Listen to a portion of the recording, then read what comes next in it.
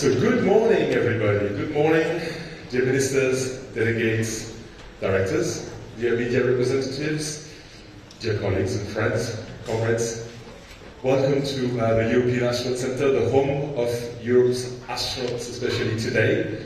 My name is Jules Rensai, and this is the place where every astronaut who's assigned to fly on board the International Space Stations comes to get trained on the European systems of the orbital outpost.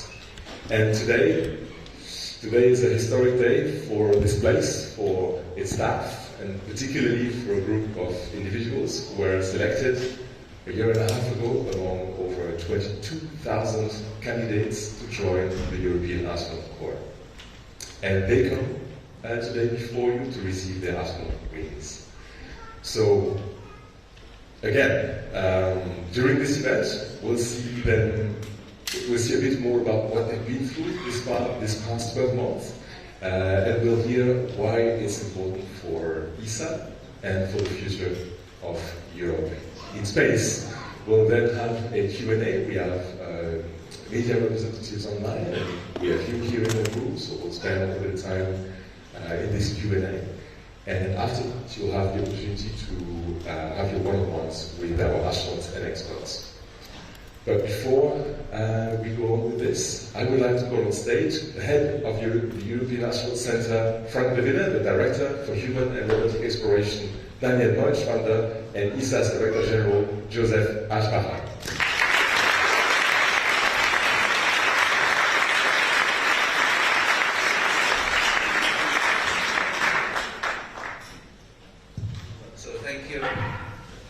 Thank you, Gilles, and very warm welcome also from my side. This is really a big day. It's a very big day for all of us. So, dear astronauts, dear Minister, dear State Secretary, dear ladies and gentlemen, dear family members of the astronauts, it's really a very special moment to witness this occasion today. So it is, of course, a great pleasure to have this celebration today, which is a very historic moment for you astronauts, but also, of course, for us in ESA. What a fantastic day, and what a memorable day this will be. So we are here to celebrate the graduation of the astronauts after 1 year of very hard training, very hard work. As Gilles was already mentioning, we had about 2.5 years ago, the call for a new class of astronauts, 22,500 applications. After about 1.5 years of selection process, it was coming down to the moment of selecting astronauts out of the 22,500, and we selected, as you know, at the Ministerial Conference in 2022, in November 2022, 17 astronauts, career astronauts and astronauts of the Reserve Corps. And the career astronauts, the 5 being graduating today, are being the ones that really were going through the base training. So it was a challenging year. I've heard many accounts from my colleagues, from some of you yourself, of what you have gone through. It is a lot of training you had to do, you had to endure. Most of it has been done here at the Astronaut Centre, but also you have been going to other places, to Houston, to the field, in order to do training there. And I have to say, I think what you have done and what you have learned is quite remarkable.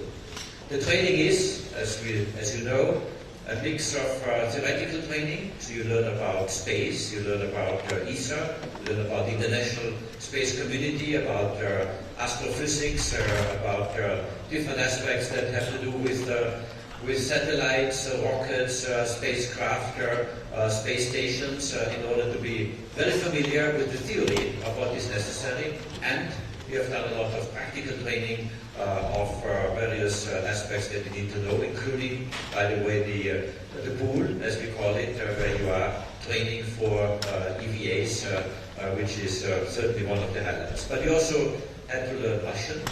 We have been going off-site here in Germany to learn Russian, which of course is also an important aspect. And you have met other candidates. First, of course, our ESA astronauts of the ESA Astronaut Corps, of the 2009 class, but also other colleagues from NASA, from JAXA, either in training or already flown, and I think also this is extremely important for you to bond, to create networks and to make friends there, which is part of really preparing yourself very well for the future work you have to do. Let me thank also to all the colleagues who have been involved in training you here at the Astronaut Centre, but also in the field, which have been helping you to get to this stage. I heard yesterday evening that there have been more than 300 people involved in training you, which is a huge number. This is something we don't realize all the time, that if one astronaut flies to space, of course it's not only one astronaut, there's a huge team behind of ESA, of our member states, experts in the various countries, and this is a huge effort. And I would like to take the occasion to thank all our partners, of course the team here in-house at the Astronaut Centre, for the excellent work you have done in training our astronauts. Let me say one word on space exploration. Space exploration, and this is of course at the core of our astronauts, is a top priority of ESA. I'm sure you all know Agenda 2025 has been very clear that Europe needs to step up in order to be competitive, not lose the train, and be competitive on the world scale, because so much is happening worldwide. I just come back from a very important symposium in the United States, the Colorado Springs Space Symposium, 12,000 people, and it is remarkable what you see there. How much energy, how much effort is put in, also from a commercial side, into exploration or into space altogether. And this is fascinating. It's really fascinating. But Europe has to be part of it. Europe has to lead in some of these aspects, and this is at the core of what I've written in Agenda 2025, that Europe is making use of its excellence, because we are excellent. A bit smaller in terms of funding, but we are excellent, and this excellence we cannot lose. We have to sustain it, and that means that we have to invest in space, in exploration, but in space in general. And this is at the core also of the astronaut training, because you are the ambassadors, and you are the visible heads of us, of ESA, of space in Europe and in Australia, and this is something extremely important that we are doing together, and you are helping us in implementing the Agenda 2025. As you know, at the last ministerial conference in 2022, exploration got an increase of 36%. And this is a big jump compared to the value before, but of course this path has to be continued, and we are doing this now through a proper strategy which we are defining together for exploration and for ESA, a strategy 2040 where exploration and of course the flights of astronauts to the space station and to the moon are key elements of our future strategy. And this is also important for us here at the Astronaut Centre to build up this capacity in order to train astronauts, but also to make sure that we are one partner, recognized partner in the international context of NASA and other international partners. With the graduation in a few minutes of 5 ESA astronauts and 1 Australian astronaut, the ESA astronaut corps will increase to a number of 11 ESA astronauts. 6 from the 2009 class and 5 new ones. And this is a very strong astronaut corps. I'm very happy, very proud to have such a strong group, and really look forward to the work that you will be doing. These 11 astronauts are coming from 8 member states of ESA, which also shows the diversity which we have. Of course, this is very important. Everyone is asking after the graduation what happens next. And this is something that I can assure you that we have already negotiated flights to the space station for these astronauts. By 2030, the 5 of you who are graduating today will have flight opportunities according to the plans we have negotiated with NASA and the other international space station partners. And this is a very big achievement, and this is something that is very important. Of course, as you know, once a flight will be assigned, another training is required in order to really get ready for that flight. So the very first flight will not happen before early 2026, but we are on the path of doing that. Let me also say a word to our partners from Australia. We have one candidate which is graduating today, Catherine Wendell Beck, who was selected in the astronaut corps of the ESA group in 2022, but has an Australian citizenship, and we have a very good cooperation with Australia since many years. And Enrico Palermo has asked me whether it is possible to undergo an agreement between Australia and ESA that Catherine could be trained as an Australian astronaut together with our 5 colleagues from ESA. And I'm very happy to say that this also underlines the strong cooperation we have with Australia, but also with other international partners. And Catherine will graduate today with the other 5 ESA astronauts. It's a great pleasure having you here, but also having you among the other ESA astronauts to be trained. And Catherine is the first non-ESA astronaut to be trained here at ESC, which I think is also a highlight, a first and a very important moment. So, dear astronauts, congratulations. Today is your day, and this is a very big moment, and I would like to really say that we are so proud. I'm very proud. ESA is very proud of you, and I'm sure you, your parents, your family is very proud of what you have achieved today to get your wings in order to become an astronaut for the next step, which is, of course, assignments to flight. So thank you from my side. Thank you very much for doing this very hard work. I look forward to the ceremony, and I'd like to hand over to Daniel Deutschmander, Director of Human and Robotic Exploration.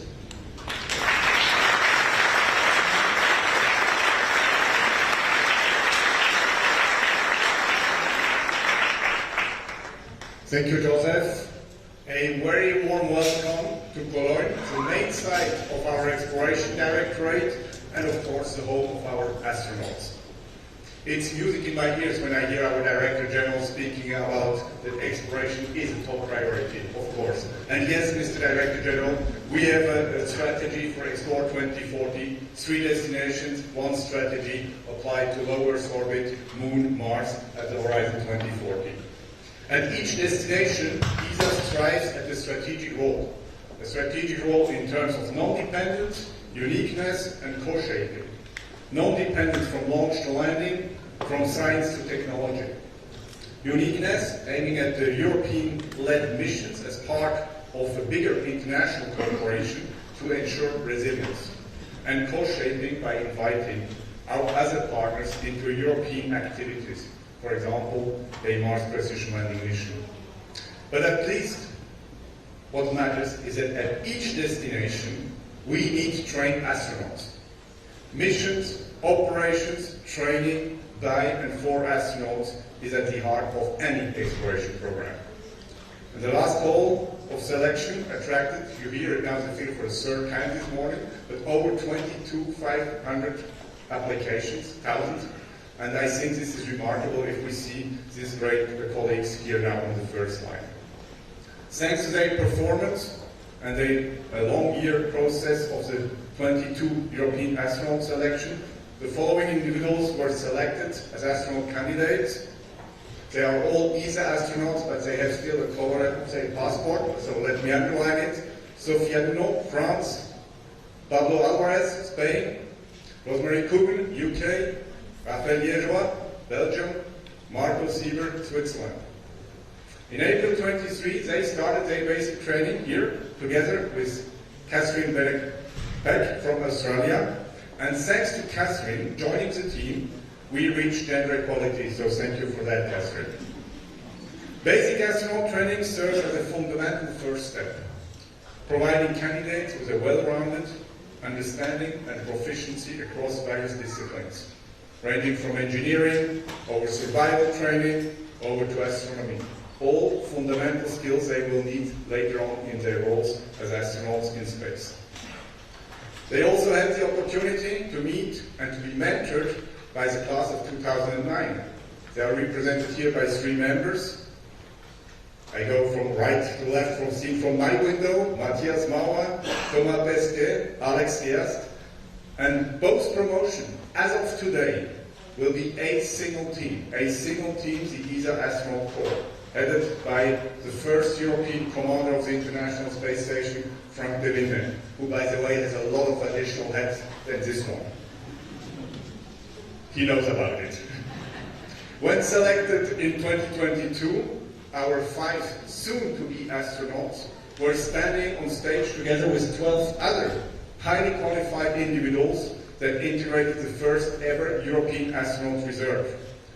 While ESA career astronauts carry out long-term missions on board of the International Space Station, and in the future, of course, also missions to the Moon, members of the Astronaut Reserve participate in missions to space through the opening of new flight opportunities, including commercial space flights, as demonstrated successfully and in record time, and I'm very proud of that, with Marcus One's participation to the Axiom 3 mission early this year.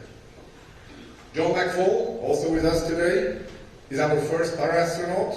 Another member of the reserve also is following a specific path, taking part of the ESA feasibility study flying to develop options for the inclusion of astronauts with a physical disability in future missions. Altogether, these outstanding colleagues represent the future of Europe's ability to conduct human spaceflight activities and make out of Europe a partner of choice for an ambitious international exploration program. Thank you for that. And it's a pleasure to hand over to Frank now.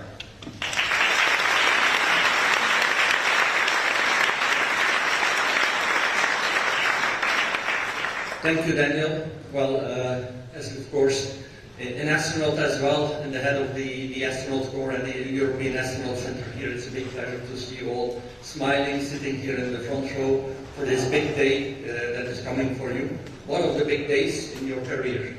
A big day certainly was when you received the first letter. I remember this, that, oh, I can go to the interview, or oh, I can go to Hamburg, or every time that you make a step, you're still in the process. And every day like that was a big day for you, I'm sure. The day that you were selected, that you were on stage in Paris, was a big day. Today is another big day. I'm very glad that Daniel, our Director General, said that there will be more big days. The day that you will sit on top of the rocket will also be a big day, I can assure you. But that's still a little bit away, so let's concentrate on today, on everything that you had to go through to get here. We mentioned already a little bit part of the trainings. I'm sure that a lot of those trainings were fun. I'm a pilot myself.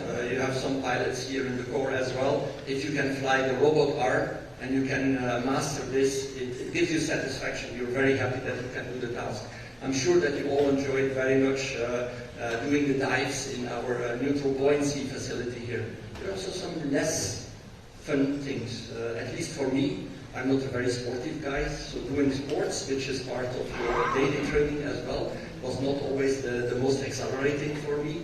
Learning Russian, I'm a mathematician, I'm an engineer. Languages has never been my strong point, but having to learn Russian, having to master it to be able to fly to space is really a big step for some of you, I'm sure. And so that's also the part that you have to do. Being an astronaut and training to be an astronaut is not always fun. It's sometimes fun, but it's not always fun. And this will be the same when you fly to space. A lot of the activities that you will do will be fun. Some of them will not be so much fun. I'm not going to go into the details here, but there are also certain tasks that you have to do on the space station, which you say, again, every Saturday morning, cleaning, for example, on the space station, again, for 6 months in a row. Okay, but this is the job that awaits you, but I can assure you from everything that I have from my career is that the fun moments by far outweigh the non-fun moments. So you're here at this big step, more fun moments to come, more training to come, and hopefully, I'm sure that by 2030 you all will have the fun and the acceleration to sit on top of a rocket. So congratulations again to you. I would like to call you now all on stage. Also the class of 2009, so please join me on stage here, and then come on, guys.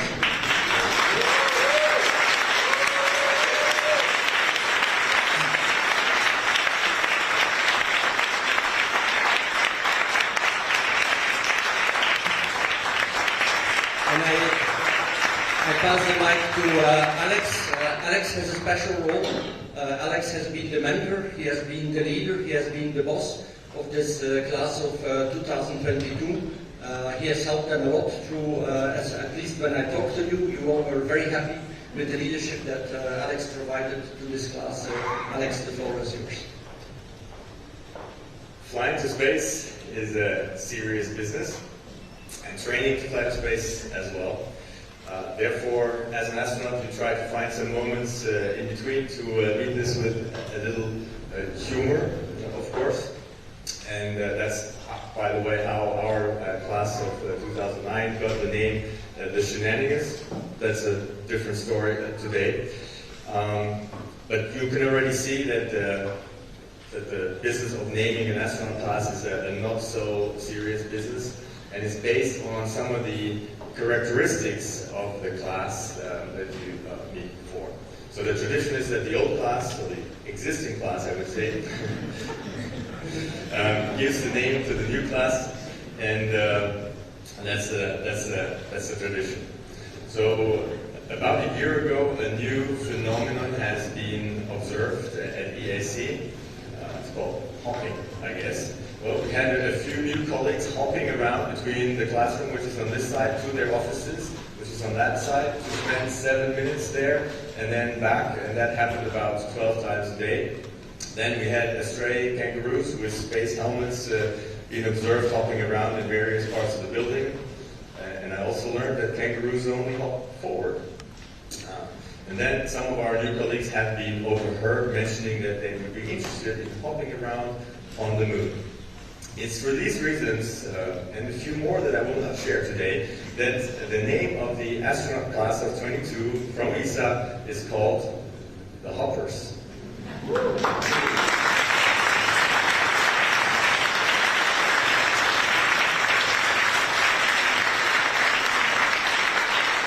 So from now on, the core of active astronauts at ESA will consist of shenanigans and hoppers training and working hand in hand to fly to space for Europe. And the hoppers wouldn't be good astronauts, of course, if they wouldn't design a patch for everything they do. The one that they made quite fittingly in the shape of a space hopper you see here, and if you're lucky, they will explain it to you today. But now it's actually my great pleasure to place this patch onto their flight suits on the very space where soon we will see some mission patches pop up. So a great honor for me. And with that, I welcome you to the European Astronaut Corps, my friends. Well done.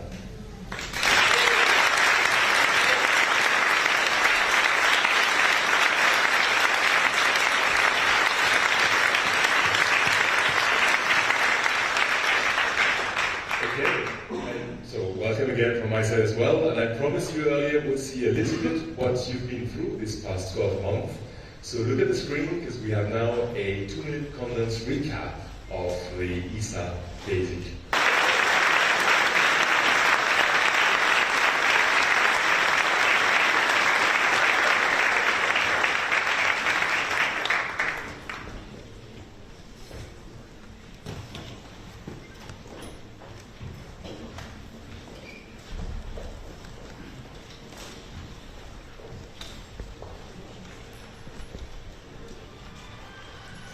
So these are fascinating moments, I think, when you see what the astronauts have done.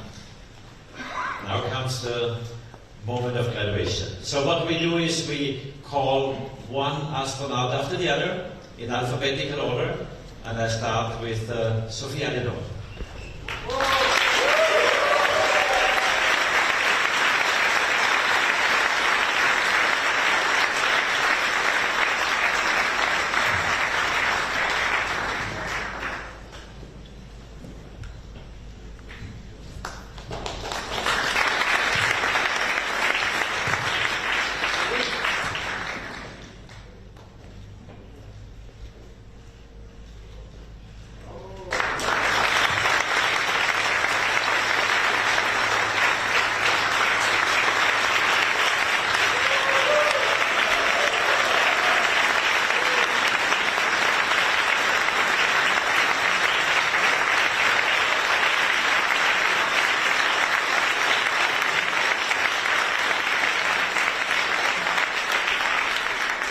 This is a very happy moment. Congratulations, Sophie.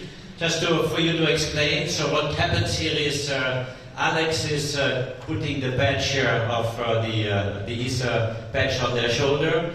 Daniel has the wings in his hand. That means the name, which is now on the chest, will be replaced by the wings, which classifies them as astronauts. And of course, I hand over the certificate, which confirms the graduation, which is a very nice one. So, next one is Pablo, please.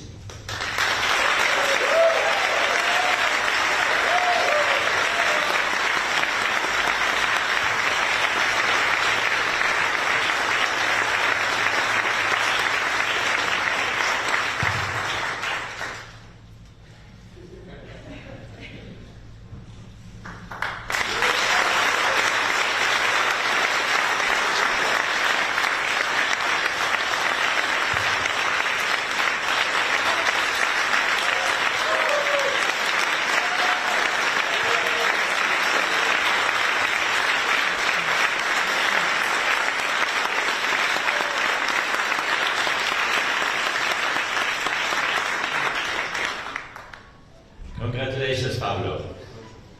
So next one is Rosemarie Kugel.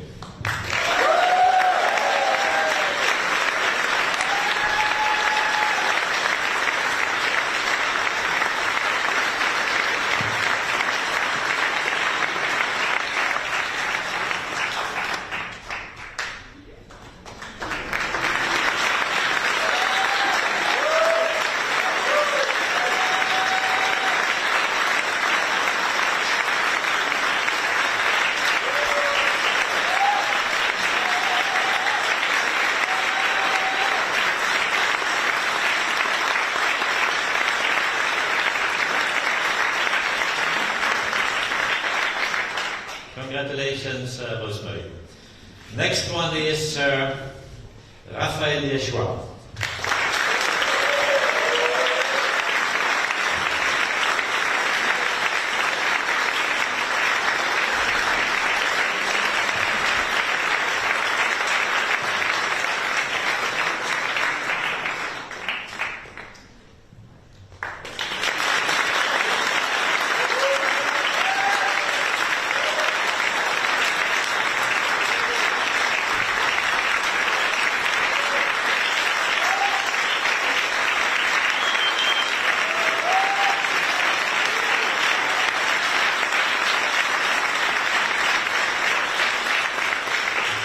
Congratulations, Raphael. Next one is Marco Sieber.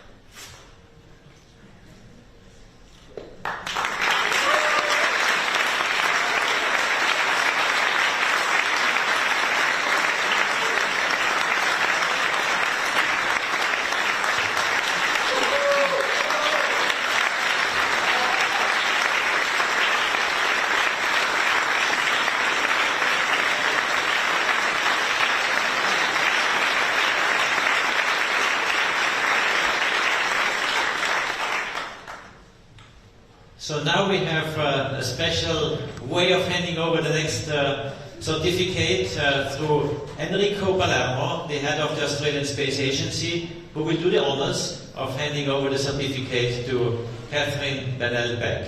Enrico, please.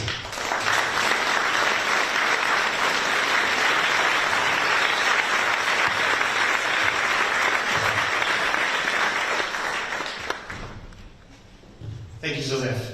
Ministers, VIPs, distinguished guests, esteemed colleagues, good morning. And to the many Australians watching back home, good evening. What an absolute privilege to be here on this historic occasion, to bear witness to the graduation of the new generation of space explorers. Sophie, Pablo, Rosemary, Raphael and Marco, congratulations on your graduation and being excellent representatives for your nations, and for being a teammate, a hopper teammate with Catherine.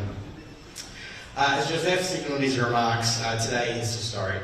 Our own Catherine Bennell-Beck becomes the first qualified career astronaut under the Australian flag. We know the astronaut club is very exclusive, and we've had representatives from down under, NASA astronauts, Dr. Andrew Thomas and Dr. Paul Scully-Power. But today, Catherine does that proudly with the Australian flag on her sleeve for the first time. I congratulate Catherine on this exceptional effort to achieve this milestone and for being an exemplary ambassador for Australia on the international stage. We're naturally all very proud of Catherine at the Australian Space Agency and back in Australia. We're even prouder that her training has opened doors that will further grow our local space ecosystem and our collaboration with ESA. Catherine has said on many occasions that being an astronaut is a team sport, and she has represented Team Australia brilliantly. So Catherine will return to Australia, a qualified astronaut, bringing with knowledge, insights and connections that will help generate opportunities for our industry to contribute to the generation-defining global missions that are in the coming years. She will do this at a time that the Australian space industry is rapidly maturing, followed by the formation of our agency about 6 years ago, but importantly because of the open arms we've had from our international partners to collaborate. That's been instrumental to the growth of our sector. So I'd like to thank the team at ESA for making this training happen, in particular the vision and leadership of the Director General and the entire team here at the European Astronaut Centre. Every single one of you, and there's 300 of you, have been gracious with your space expertise, sharing the rich knowledge that exudes every part of this centre with the passion and professionalism we all see. And you've been generous in your time in hosting Australian delegations to foster and unlock new collaborations with Europe.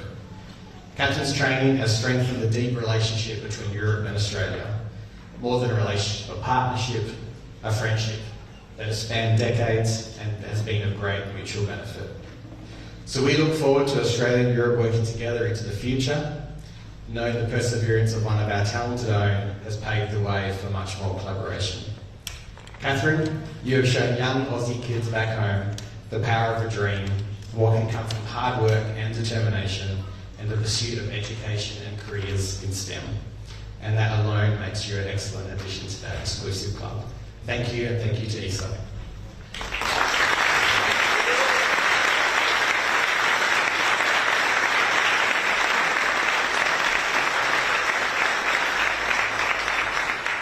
And now I would like to ask Catherine Bennett-Beck on stage.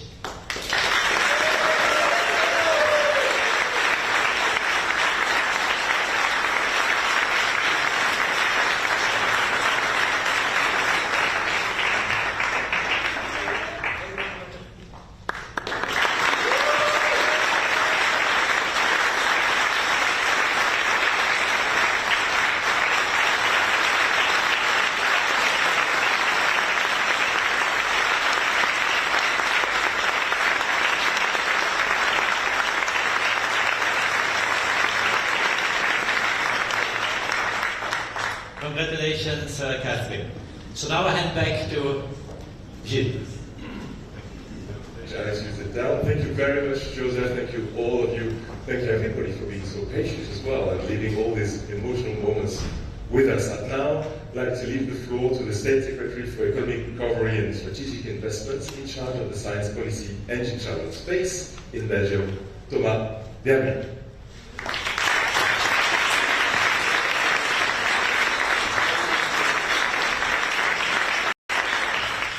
Thank you very much. Thank you, Joseph. Thank you, Daniel. Thank you, Mark. Dear Frank, it's a pleasure to be with you today. As you know, Belgium holds the presidency of the EU for this period. And it's a very special moment and an honor to be here. I must say I'm quite jealous also. I've been following you closely over the last year in the training process and seeing what you've been through, seeing also the pictures on the video. I must say it's a true inspiration to follow you on an early daily basis, and you will represent the European values and what we stand for in space, and it's amazing to be with you today. As you know, Belgium is a very small country on Earth, but we try to be big in space, or at least we try to work together with our European colleagues to be big in space and to move forward this industry.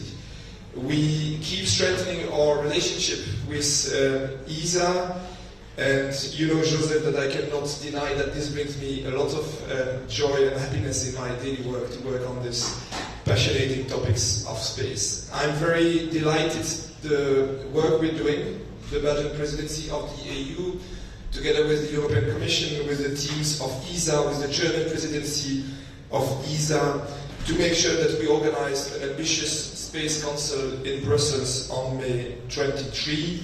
This Space Council will focus on strengthening Europe's competitiveness through space. We are all aware of the challenges in the European industry to keep ahead of the race versus other big powers in the world. It's for sure the case in space, and we must address those challenges. And I want to thank ESA for its unwavering commitment to addressing those challenges. Today's graduating astronauts, you are really an inspiration for the next generation, an example for a challenging but inspirational career path to be pursued. I'm also very glad to see that we have not 2 but 3 women among our graduates today. Sophie, Rosemary and Catherine. You will undoubtedly serve as a model for girls that have interest in space, interest in adventures, interest in science. And I'm very happy to see that thanks to Australia we have gender parity in the group. It's an amazing signal for young girls. So Sophie, Rosemary, Catherine, Marco, Pablo, and of course our national Raphaël, congratulations for this major achievement. In French, nous vous regarderons partir vers les étoiles avec des étoiles plein les yeux. Thanks for making us all dream. Thank you very much.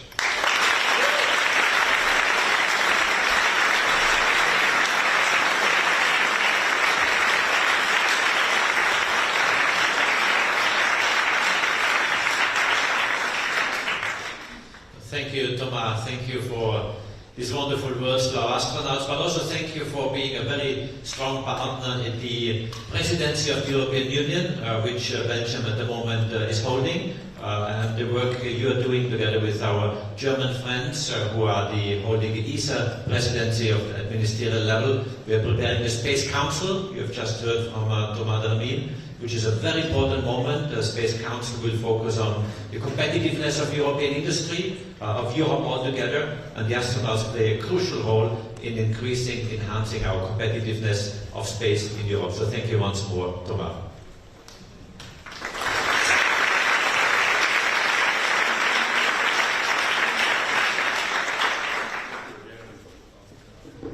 Thank you again, everybody. I'll call now our astronauts now back on stage, since this is the time where the interaction will start with you in the room and with our media representatives in remote. Joseph, you stay with us, please. Daniel, you're welcome to stay as well. And in the room we'll have my colleagues Anna and Anya with the mics, so please don't hesitate to, thank you guys. Don't hesitate to make yourself known to Anya and Anna on both sides if you want to ask a question. There will be plenty of time for group photos afterwards, by the way, so don't be nervous now. Okay, and so we have one question in remote as well from Nick Spohl from Spaceflight magazine, and I'm reading it. This is why this is the Center of High Technology. I'm reading it on the phone. Nick Spohl is asking, saying congratulations to all the new astronauts, and I hear also that Nick would like to speak. So let's see if Nick can ask his question himself. Nick, if you can hear us, go ahead and ask your question. Congratulations to all the team. Fantastic work.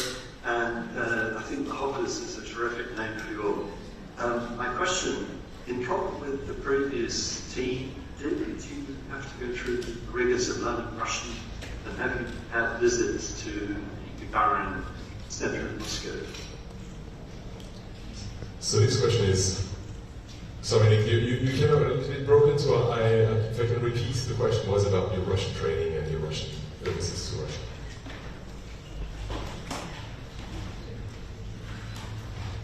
Yeah, so we indeed went through a very intensive Russian course, but it was here in Germany. Everything happened not very far away from here. It was an institute where we had about 8 hours of learning every day, and I could tell you that after 2 months it was just Russian just in our heads. And yes, we had a final evaluation afterwards, and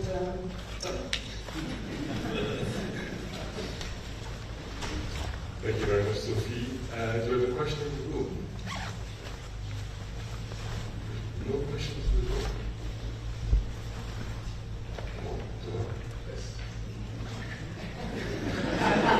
What's your question? My question was, it's a long journey. So this is the one basically asking a question to the new class of astronauts. No. Oh yeah. So this is a very long journey. So of course you've learned stuff, you know, in a classroom. But any valuable lesson that you might have learned, you know, just outside of the classroom, in the break room, bonding, becoming a team. How did that work out for you guys, and do you feel that it's important going forward? Well, I would say that there's definitely a lot of lessons learned of the past years. Talking about teamwork, that was definitely one of the highlights we've seen in the images there. That we arrived kind of as a group of 6 people 1 year ago, and we are getting out of this process as a team. And that's really a strong feeling that built up over the year. It's not just having us in a room and shaking for 1 year and then that happens. No, that was a long process, and thanks to the training teams here, we were really allowed to go through these experiences. I think about the winter survival, for example, where we felt these strong bonds building up. Last week, the parabolic flight with you at the command. That was also a strong moment, so yeah, I really have that impression, and I'm sure it will keep on for the coming years. Thank you, Raphael. So we have a question here in the room. Everybody's eagerly waiting for their moment. Of course, you can ask questions in your native language, if this is what is stopping you, but no. Yes, there's one question here. Anya? I've always been curious To know if becoming an astronaut is a long cherished dream, or does it occur in the middle of your first chosen career? I don't know. Can you please, all of you, briefly explain? Well, in my case, it was a long time dream. I cannot remember when it started. I guess somewhere when Frank flew, or even before, when our first Belgian astronaut flew. Sorry for reminding the old generation and the older generation. So it has always been a dream. I never thought it would come true, but I always had that somewhere in my mind. Second youngest and third youngest. Yes, I will do it.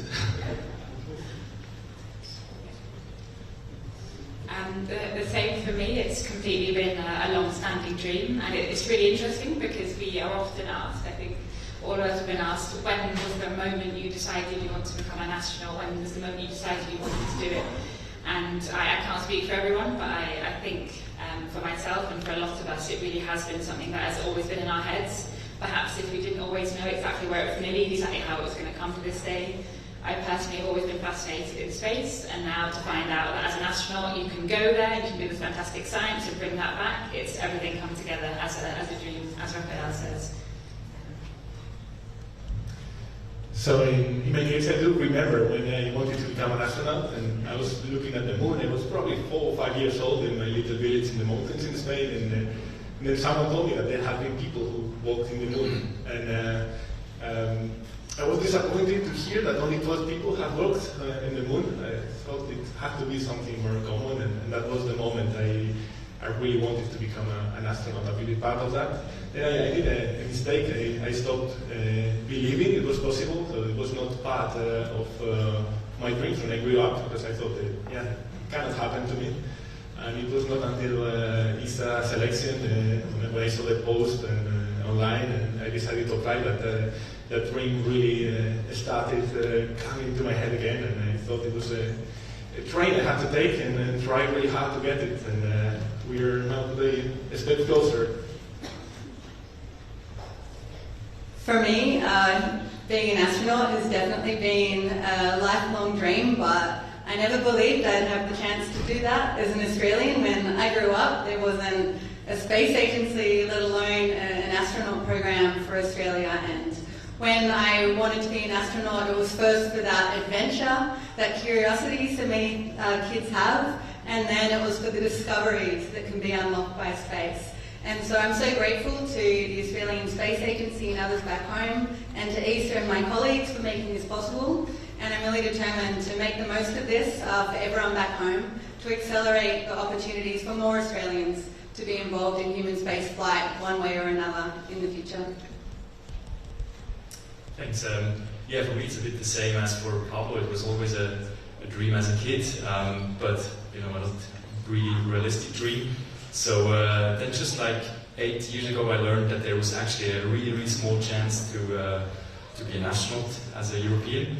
And yeah, from that time on I was totally motivated and was waiting for a selection to arise, and I didn't think I had a chance, but in the end it worked out, and yeah, thank you very much. Sophie. Yes, so for me as well, it was a lifelong dream, and it started when I was a little girl. And but the one thing I wanted to tell to anyone who hear around that they shouldn't believe in their dream because they are too crazy or too difficult to achieve, I couldn't count the number of times when my friends, my teachers, or whoever I met told me, just stay on ground on Earth, you'll never achieve this, your dream will never come true, just be realistic, it will never happen. And so, well, I wanted to send to the people who hear this a message of hope. Because when you take action and when you're not listening to people, not believing in yourself, then great things can happen.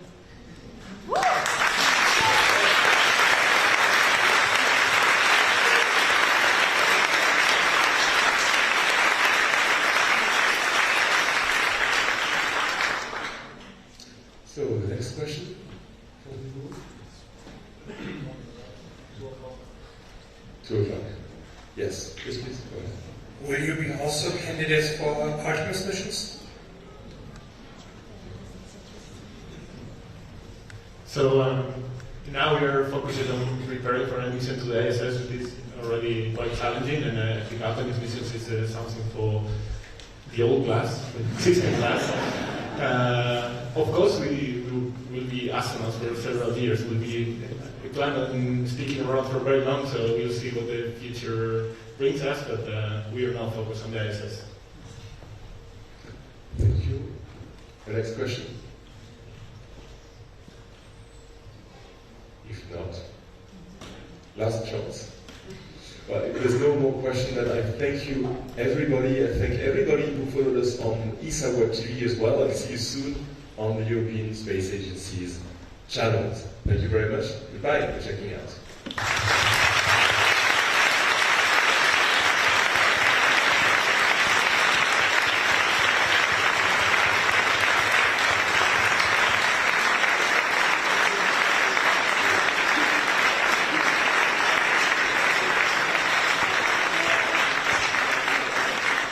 So we'll now have the opportunity, please stay on stage, we'll give our photographers the opportunity to have group photos. Matthias, Thomas, please come on stage.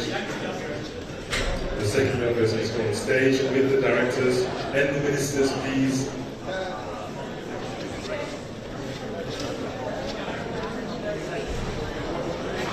And Thomas and our ministers, please come on stage. Next one with you guys.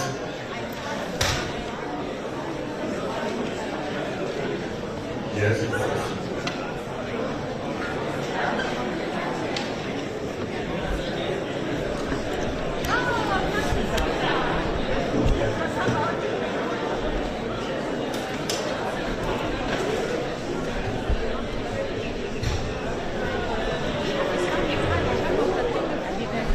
Oh, Beatriz!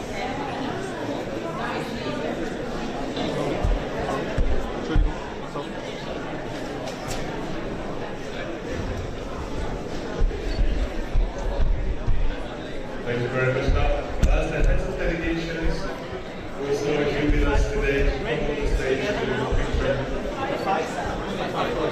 time up. We have Well, a the second time up. is for the head of delegation. Thank you very much for coming on stage. We have plenty to talk about.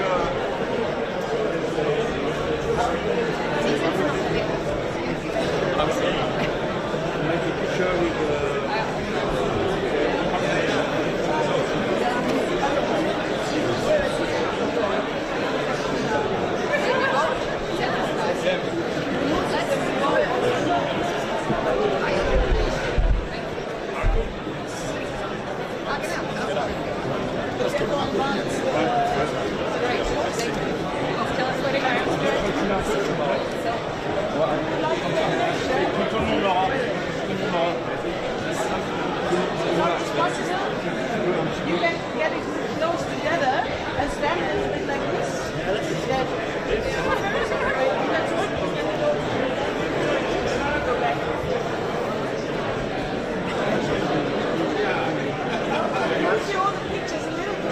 Yeah, we'll go freestyle to the picture. Yes, Chris. Photoreception. Thank you. Big smile, please. Please.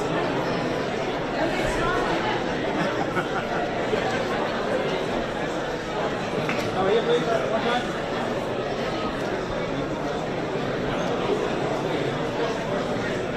Guys, Luke is here. Take a picture with you.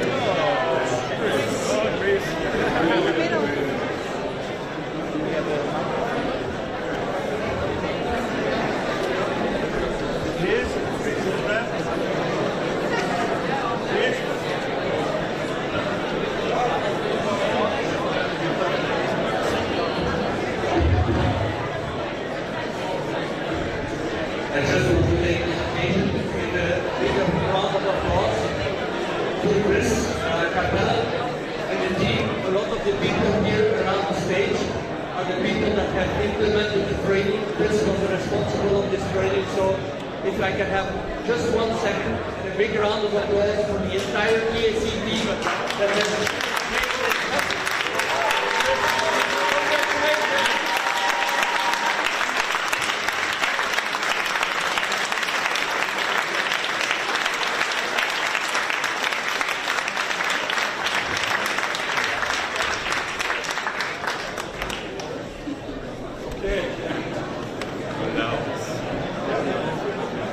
Okay, dear media representatives who have booked your one-on-ones with our experts and astronauts, I invite you to move on to the training hall. This is a bigger hall, more space for the interviews. My colleagues there are waiting for you. So please follow this route onto the training hall in the next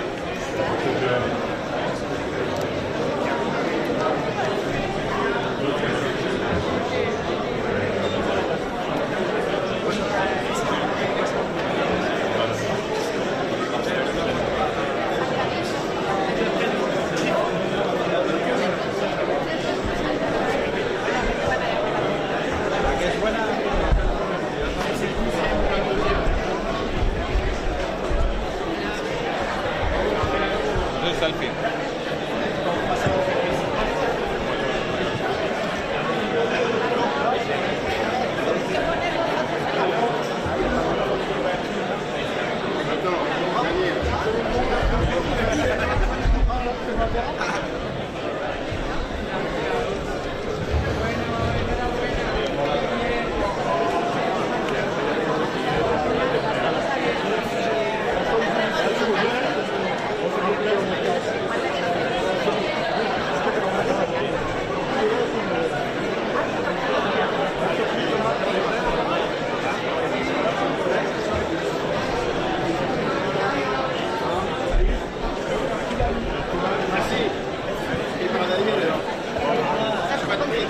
Sorry. Allez, va aller au traîneau s'il vous plaît. Ouais. Allez. Allez-y par ici s'il vous plaît. On peut laisser nos affaires ici? Oui. Allez-y.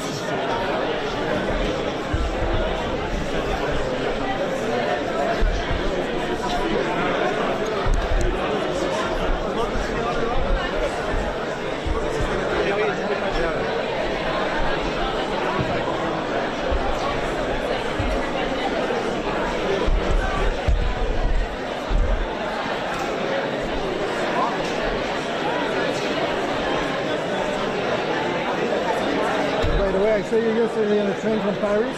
Yeah. You had a great, the coolest jacket ever. How can I get one? Where can I buy that one? How come you don't guys put that one on the store? Not yet on the store. That is the best seller. It was amazing. It was pretty cool. Okay, thank Yeah. you.